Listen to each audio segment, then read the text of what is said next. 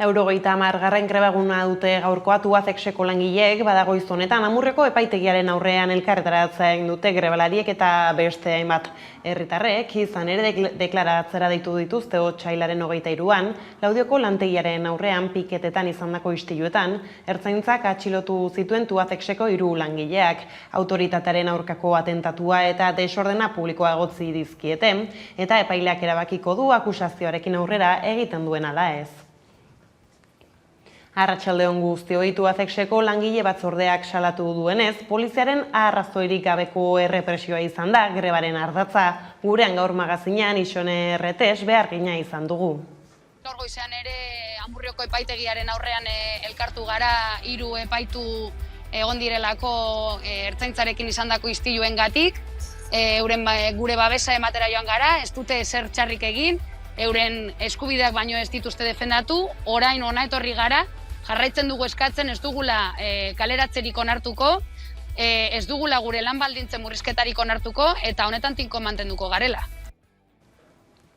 Lan gatazkekin jarraiki Auzitegi Nazionalak oniritzia eman dio Alestisen lan erregulazio txostenari. Ondorioz berretsi egin ditu Gasteizko lantegiko 56 kaleratzeak ez duelako uste txostenaren negoziazioan FEDEOna urratu zenik.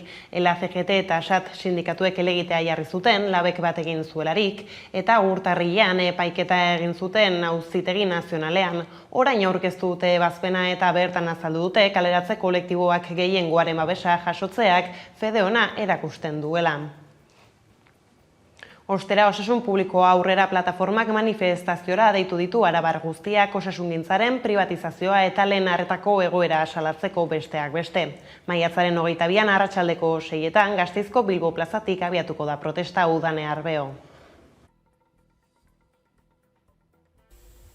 Osasunarekin eta zaintzarekin lotutako zerbitzu publikoetako langile zein erabiltzaileek sortutako Osasun Publiko Aurrera plataformak Arabako Osasun Publikoaren aldeko manifestua plazaratu du. Arabako sistema soziosanitarioaren egoera kezkagarriaren gakoak seinalatuz, osasun sistema eta ehun soziosanitario publiko unibertsal eta kalitatezkoa exigituko dute maiatzaren 22an arratsaldeko 6etan Bilbo plazatik irtengo den manifestazioan. Ohartarazi dute kalera aterako direla ziur daudelako ez direla pandemia honetatik hobeto aterako pandemiaren aurretik egiten ziren gauza berdinak eginez. Horregatik bi ekinbide martxan jarri dituzte, batetik manifestu bat landu dute eta zenbait eragileren atxikimenduak biltzari ekin diote. Eta bestetik maiatzaren 22ako manifestazioa deitu dute. Biek helburu argia dute, osasun publikoa defendatzea. Dagoeneko 33 erakunde gaixo elkarte, auzo elkarte, guraso elkarte eta gizarte mugimenduaren eragile atxiki dira manifestura eta mobilizaziora eta osasun publikoa aurrera ekimenak azpimarratu du pandemiak agerian utzi duela zerbitzu sanitario eta soziosanitario publikoen egiturazko arazoak atzetik zetozela jada, politika austeriziden ondoren. COVID-19 helduta alarma egoeraren auziak hautsak arrotzen dira. Pedro Sánchezek adierazi du Espainiako gobernuak ez duela erreforma legalik egingo, alarma egoera bertan behera geratu delako eta berretsi egin du autonomia erkidegoek tresna nahikoa dutela testuinguru juridiko berrian koronavirusaren pandemiari aurre egiteko. El Gobierno de España tiene claro que ahora mismo todas las comunidades autónomas en este estadio de la pandemia tienen los instrumentos suficientes como para hacer frente a la pandemia. Alarma egoera bukatu berritan, agintarien burua uste bihurtu da pandemiari aurre egiteko neurrien kudeaketa bada Bilboko herritarrei galdetu diegu neurrien arintzeaz.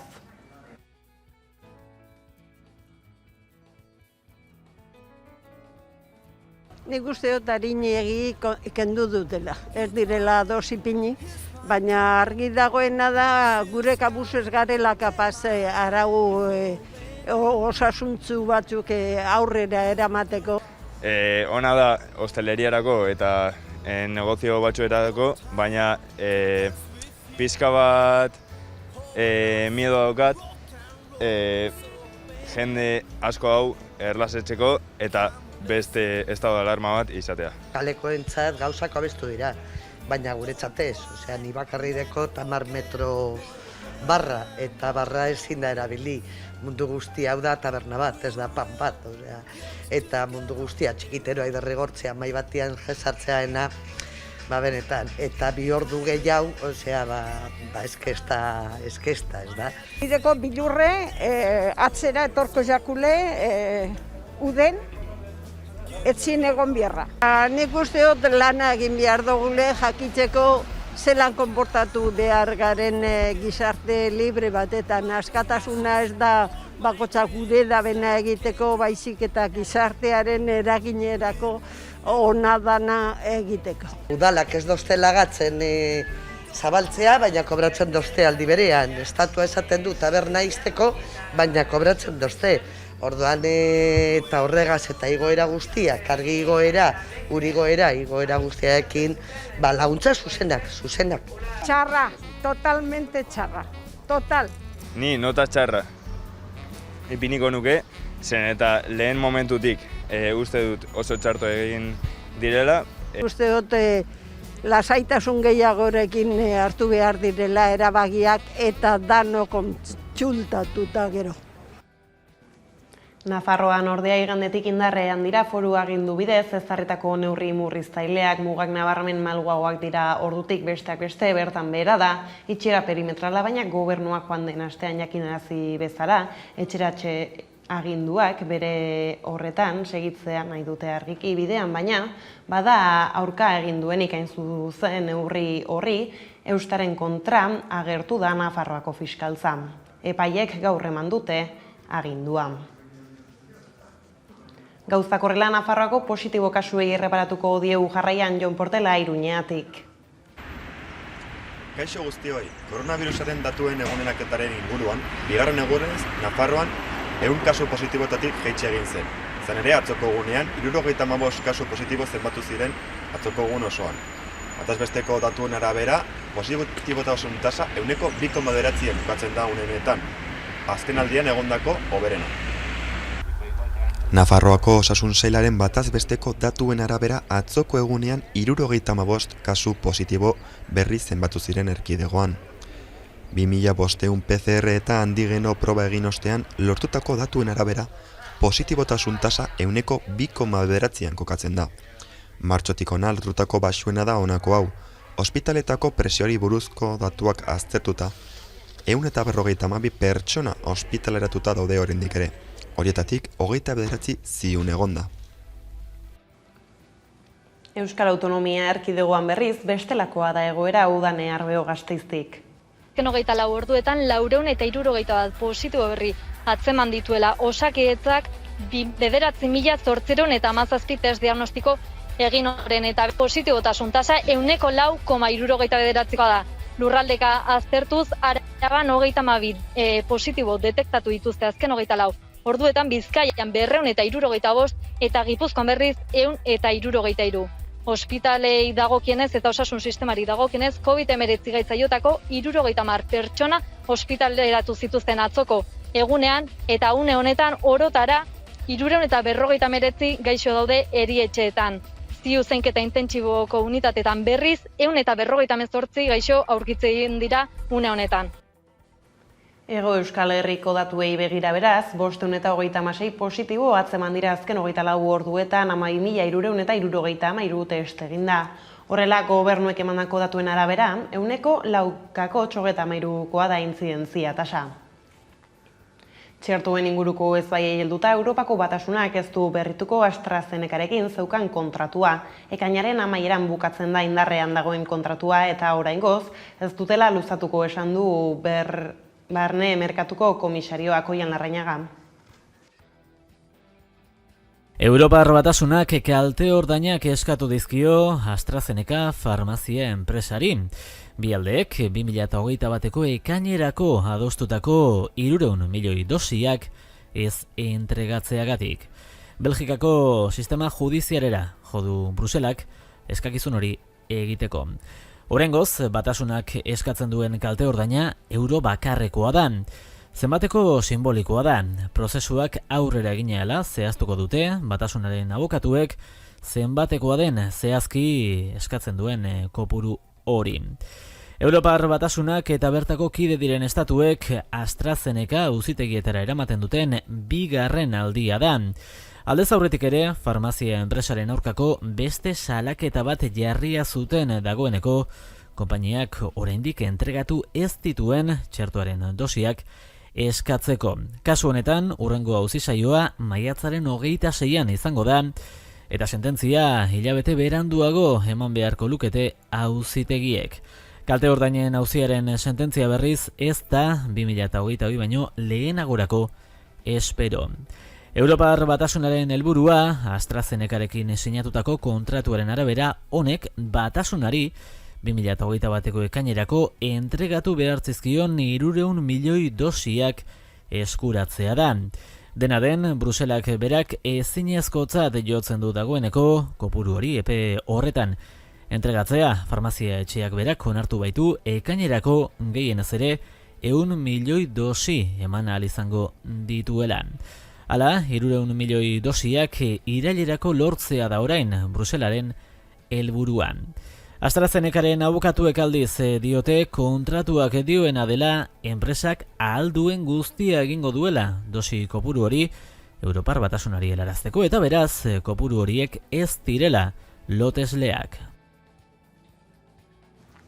Bestaldetik, Gernikako estatutuan jasotako 4 eskumen transferitzeko akordioa lortu zuten Eusko Jaurlaritzak eta Espainiako gobernua joan den apirilaren 16an eta atzo izenpetu zuten transferentzien batzorde mistoak Bilbon egindako bileran.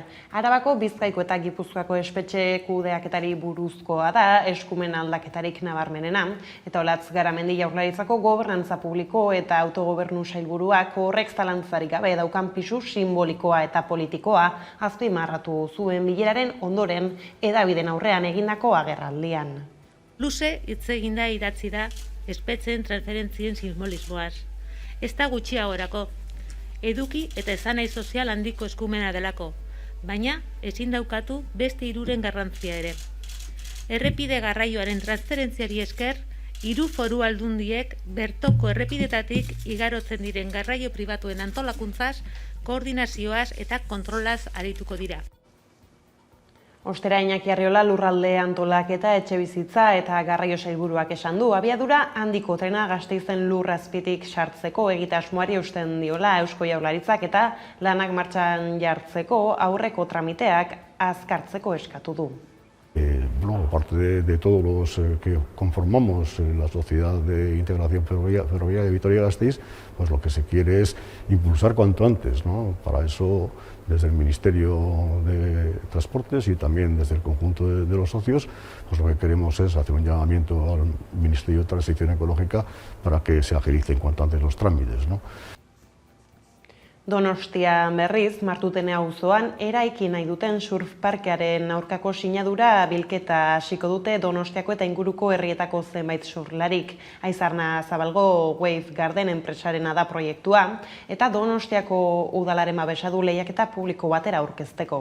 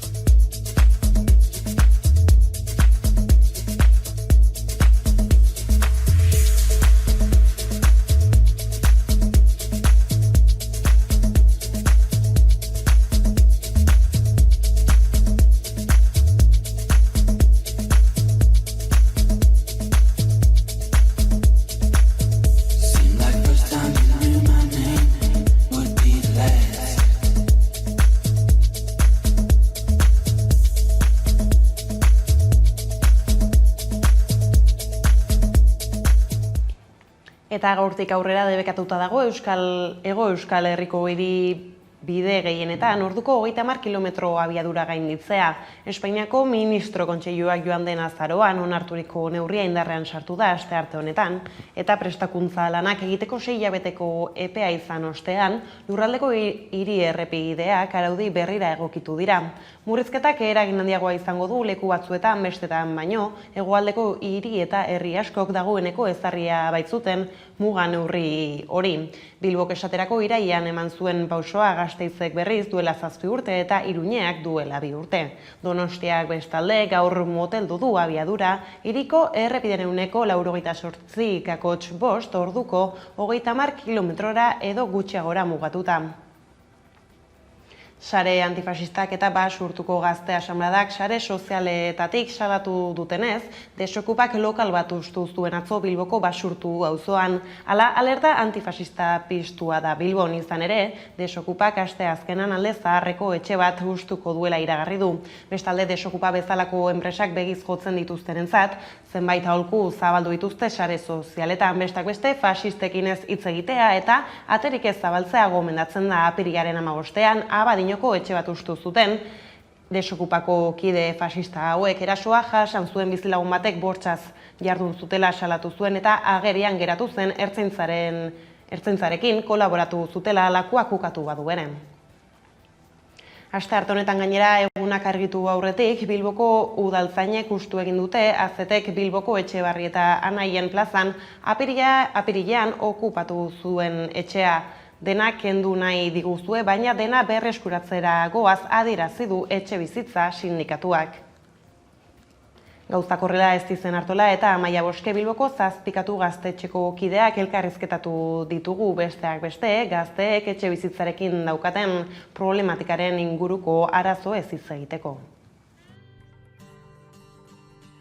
Gutako asko ikasle garenean, naiz eta lan egin askotan ez daukagu denborarik lanaldi osoko edo partzial ordu askoko lanak eukitzeko eta azkenean ez daukagu kapasitaterik alokatzeko gaur egun alokaioak dauden presioan, ez? Eta gelditzen zaigun aukera bakarrenetako bat da okupazioarena, baina justo egun hauetan argi ikusten ari den bezala, kriston kriminalizazioa jasaten ari da okupazio mugimendua eta inguruan ditugun okupak ere pizka bat urduria daude azken aldian.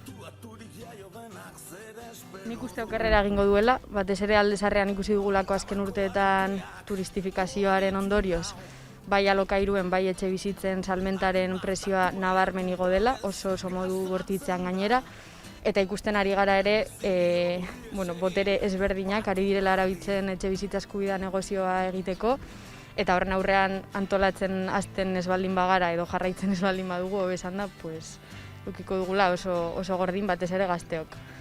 Inolako lotxarik, uste dute tontoa garela eta badaude ja bideo batzuk hori egiaztatzen dutenak eta Erkoreka jaunak jarraitzen du etengabe jendartearen aurpegian eta aurrean barre egiten.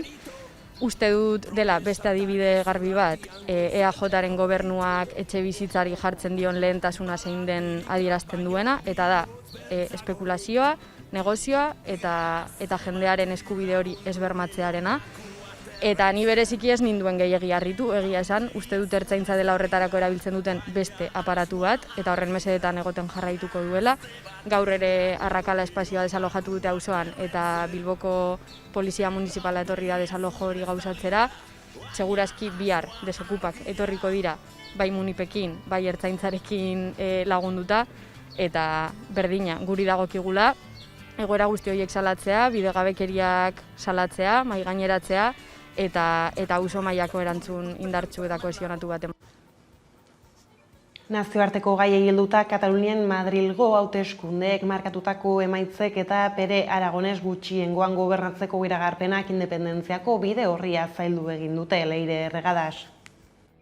Kataluniako prozesu independentista eta azken hauteskundeak gertutik jarraitu dira Euskal Herrian. Otsailean egindako hauteskundeen emaitzek boto independentisten 52% lortuta aro berri bat zabalduko zutela zirudien, baina 3 hilabeteren ondoren negoziazioak ondoa jotzen ari dira. Oztopo nagusia izan da estrategia independentistaren ikuspegi desberdina, batez ere Errepublikaren aldeko kontseiluaren paperari dagokionean. Junts perkaten apustua da eta Madrilgo emaitzen ondoren berretzi dutena. Marina Fernández, el nacionaleko kasetaria da.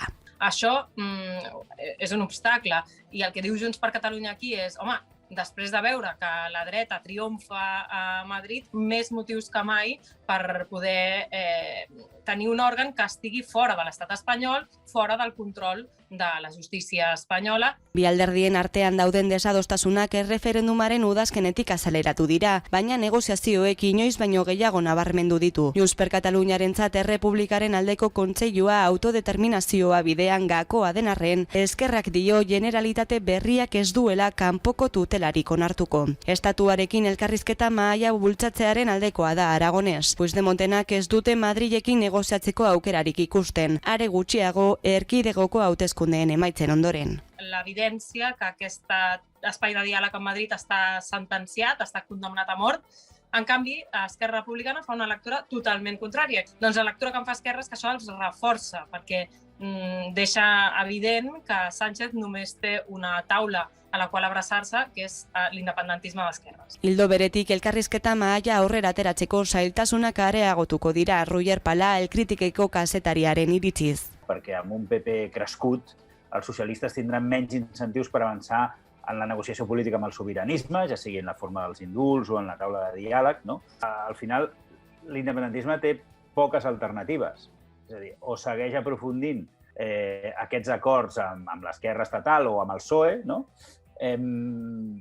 O l'altra via és la via unilateral. Baina Palaren analiziaren arabera bide unilaterala aurrera eramateko independentismoak ez du nahikoa indar gaur egun. Aconseguir de manera unilateral la construcció d'una república catalana no és impossible, però requereix uns esforços, una mobilització social i una base social que en aquests moments dista molt d'aconseguir-se. Esquerra Republikanak iragarri du koalizio gobernua eratzeko denbora agortu dela, behintzat investidura aurretik. Junts per Kataluniak bi aukera ditu orduan. Aragones investitzea errepublikanoen eta komunen arteko balizko akordio batekin ados egon ezarren, edo presidente gaiaren aukera blokeatzea eta hauteskundeak errepikatzea. Hauteskundeen errepikapenaren mamua handitzen doa egunak igaroala. Independentismoak azken hauteskundeetan lortutako emaitza historikoak lurpean geldituko lirateke, inkesten arabera PSC-ren mesedetan.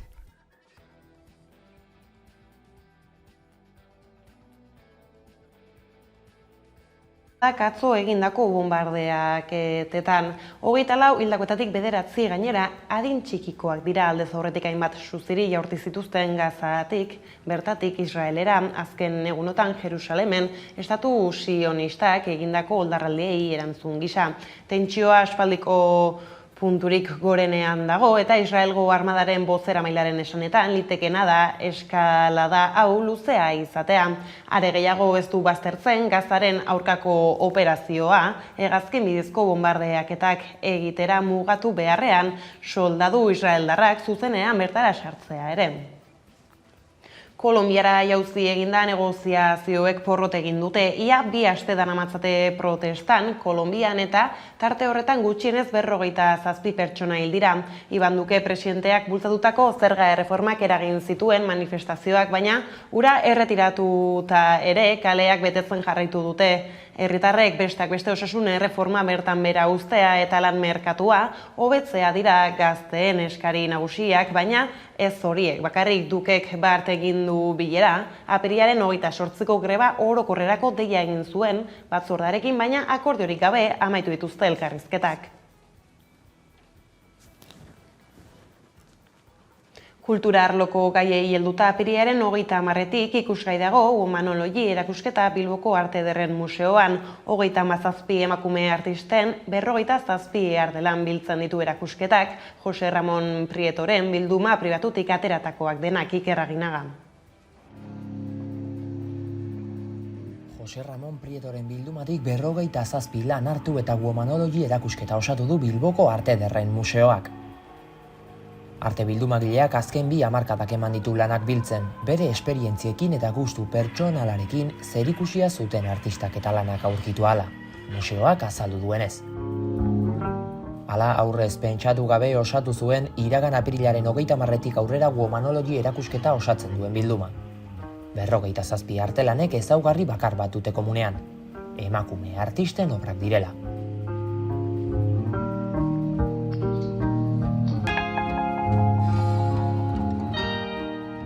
Hain zuzen, 37 artistaren piezak biltzen ditu erakusketak, eta nazioarteko zein bertako arte eszenako ezinbesteko izenek osatzen dute bilduma.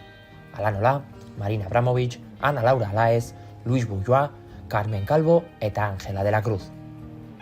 Museoko arduradunek azaldu dutenez, Womanology ez da estilo artistiko bakar batean ardazten, baizik eta lengoaia garaikidean hitzez elikatzen da. Hala, poparteak, kontzeptualismoak, minimalismoak, informalismoak, abstrakzio geometrikoak eta abarrek hartu dute tokia bilduman. Lan gehienak 21. mendekoak dira, eta formatu handiak ugariak dira. Gainera, erakusketa era guztietako diziplina artistikoen erakusgarri ere bada. Pinturatik bideo instalazioetara, argazki, eskultura zein ministadura lanak barne. Esan bezala, apirilaren 30ean ireki zuten Womanology erakusketa Bilboko galerian, eta bertan izango da museoko BBK aretoan irailaren 5 arte.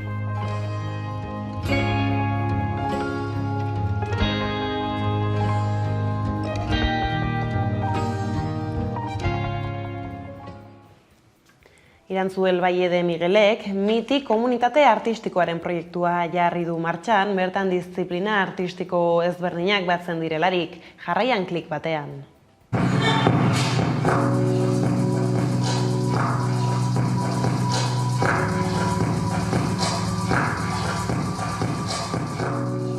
Bueno, MITI da hasieratik izan zen ideia bat. Hitzoiek ateratzen ziren idatzi nuen testu batean, eta zen pixka bat hori, que buscas, a mi, a ti. Eta horrekin jokatzen argi nuen gauza izango zela pertsona batetik bestera dagoen komunikazioa. Gorputzezko komunikazioa. Hortik hasi zen, eta beste bide batzuk hartu ditu, baina hasiera hori izan zen. Pertsona batetik bestera dagoen egiazko komunikazio hori. Egia esan da, beste prozesu askotan egon naiz, baina prozesu honek badauka bereizgarri bat, non lau lantaldeak abia puntu beretik abiatu gara, eta batak besteari lagunduz edo influentzia egiten. Orduan, beste prozesuetan normalean egiten da dantza pieza, eta gero musika sortzen da, eta gero audiovisuala, baina kasu honetan laurok aldi berean abiatu gara, eta hori gorputz taldea eta musika egiten ari ziren bi pertsonak, elkarrekin aritu gara askotan, eta estudioan momentu eta toki berean egon gara, eta agian gure mugimenduren bat ikusten zuten, eta horrek haiei motivazioa ematen zien, ezakit, soinuren bat grabatzeko, kalean, eta hori musikan jartzeko. Orduan izan da, nik erabiltzen dut metafora bat, mahai bat badaukagu, guztia garela hanka bat, Orduan hori oso polita izan da, eta, pertsonalki, artea den guztia, musika bada, arropa bada, asko disfrutatzen dut, orduan, interprete edo dantzari gisa, horrek beti berpizten zaitu, Irse descomponiendo. Dañarse lento. Algún día, algún día,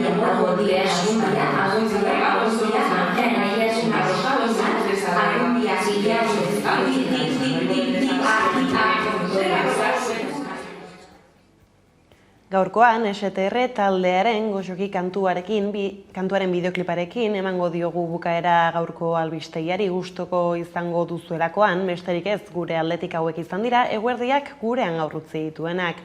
Guztiak eta gehiago nahi duzuen aldiro, 11.eus atarian ondo izan eta bihar arte.